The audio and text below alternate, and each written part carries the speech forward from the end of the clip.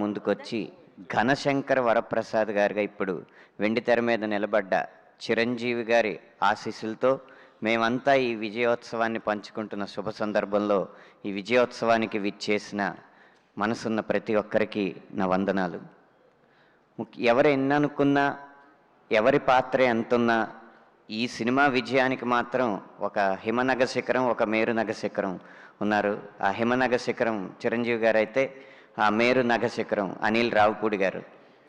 అనిల్ రావిపూడి గారికి విమర్శలు, తర్వాత ఏమో సులువుగా తీసిపాడేయడాలు చాలా ఎదుర్కొంటూనే ఉంటారు, కానీ హిట్లు మాత్రం ఇస్తూ ఉంటారు. ఈ సినిమాకు కూడా ముందు క్రింజ్ అని, ఇన్ని కోట్లు కలెక్షన్ చేసిన తర్వాత సుడి అని, ఈ అంటే ఈ కాలంలో మీముల్లో అంశాలను బట్టి మీమాంసల్లో పడే కాలం అయింది మరి ఇది.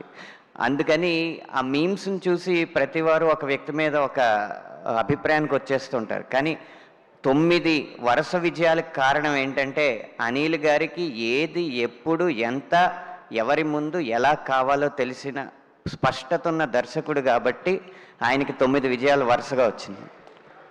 ఉదాహరణకి ఈ పాటలో అంటే రచన చేస్తున్నప్పుడు ఏదైనా మంచి ప్రాస వస్తే చాలా బాగా అనిపించి అది వాడేయాలనుకుంటాం. శశిరేఖ పాటలో ప్రసాదు ఓ ప్రసాదు అన్న లైన్ దగ్గర ఒకసారి అన్న తర్వాత రెండోసారి అన్నప్పుడు హీరో పాత్ర నిఘా భద్రతా వర్గాలకు సంబంధించింది కాబట్టి మనం కొత్తగా ఏదైనా రాద్దామని చెప్పి ప్రసాదు ఓ మొసాదు అని రాస్తే, బాబు ఇప్పుడు మొసాదు అంటే ఇజ్రాయెల్కి సంబంధించిన నిఘా వ్యవస్థని ఇప్పుడు ఆడియన్స్ డిక్షనరీలు ఎత్తుక్కుని చూసే అంత సమయం లేదు. అది సంక్రాంతికి మెదడుకు మేత పెట్టుకోవడానికి రారు, మనసారా నవ్వుకోవడానికి వస్తారు కాబట్టి అలా సులువుగా ఉంచు పాటని అని చెప్పి నిర్దేశించి అలా ప్రతి వాక్యాన్ని తనకి ఏది కావాలో అది తెప్పించుకుంటారు. ఒక్క సాహిత్య శాఖలోనే కాదు, ప్రతి 24 శాఖల్లోనూ తనకున్న స్పష్టత, స్వచ్ఛత అన్నీ కలిపే 9 విజయాలకి మెట్లేసి 10వ విజయం వైపు పరిగెడుతుందనేది నా ఉద్దేశం. అలాంటి దర్శకుడు ఉన్నప్పుడు ఇలాగే 100 కోట్లు వస్తూ ఉంటాయి. తన విజయంలో మమ్మల్ని కూడా భాగస్వామ్యం చేసినందుకు అనిల్ రావిపూడి గారికి మనస్ఫూర్తిగా కృతజ్ఞతలు. ఇక చిరంజీవి గారు, నా మొదటి సినిమా రాసింది ఏదైనా కానీ తెర మీద అందరివాడు సినిమాలో తెర మీద నా పేరు మొట్టమొదటిసారిగా చూసుకున్నాను. మొత్తతాడి విడుదలైంది కాబట్టి ఆ రోజు నుంచి ఈరోజు మనశంకర వరప్రసాద్ వరకు నా జీవితంలో ప్రతి దశలోనూ చిరంజీవి గారు ప్రత్యక్షంగానో పరోక్షంగానో ఉన్నారు.